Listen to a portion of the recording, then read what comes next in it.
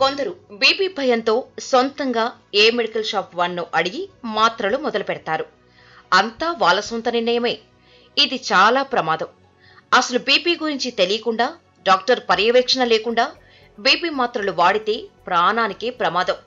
BP ఉన్నా, వారు వచ్చిందని అనుమానం ఉన్నా ఒకసారి ఈ వివరాలు చూసి ఆపై మాత్రలు వాడాలి. మాత్రలు మొదలు పెట్టడానికి ముందు రక్తపోటు ఎంత ఉందన్నది ముఖ్యం. సాధారణంగా బీపీ 130/80 లోపు ఉండటం మంచిదే.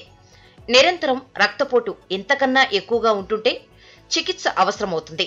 అది ఒకసారి బీపీ పరీక్షతోనే సమస్యను నిర్ధారించరు. కొద్ది రోజుల వ్యవధిలో 2-3 సార్లు పరీక్షించి అన్నిసార్లు రక్తపోటు ఎక్కువగా నమోదవుతుంటేనే సమస్య ఉన్నట్లుగా నిర్ధారిస్తారు.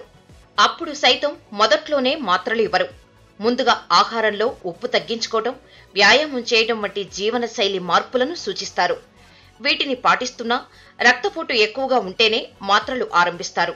మాత్రలు ఆరంభించడానికి ముందు రక్తపోటు ఎంత ఉందన్నది కీలకం. ముందు నుంచే మీకు బీపీ 130/80 ఉన్నట్లయితే దీనికి మాత్రలు అవసరం లేదు. డాక్టర్ మాత్రలు సూచించారంటే అప్పటికి రక్తపోటు ఎక్కువగా ఉండాలి. ఒకవేళ మాత్రలు వేసుకోవటం ఆరంభించడానికి ముందు ఇంతకన్నా ఎక్కువ ఉండి ఆరంభించాక తగినట్లయితే క్రమం తప్పకుండా మాత్రలు వేసుకోవాల్సి ఉంటుంది. మధ్యలో మానేయటం తగదు. సాధారణంగా మాత్రలు వేసుకుంటుంటే రక్తపోటు తగ్గుతుంది. ఇది మాత్రల ప్రభావమే కాని సమస్య తగ్గటం కాదని గుర్తుంచుకోవాలి.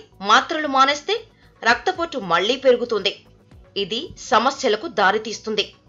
ఇక లో బీపీ విషయానికి వస్తే లేచి నిల్చున్నప్పుడు కళ్ళు తిరగటం వంటివి కనిపిస్తే జాగ్రత్త పడాలి. డాక్టర్ దృష్టికి తీసుకురావాలి. సొంత నిర్ణయంతో మందులు ఆపేయరాదు. ఇలాంటి సమయంలోనూ ముందుగా మాత్రల మోతాదు తగ్గించి పరిశీలిస్తారు. అంతే తప్ప మొత్తానికే మందులు ఆపేయరని తెలుసుకోవాలి.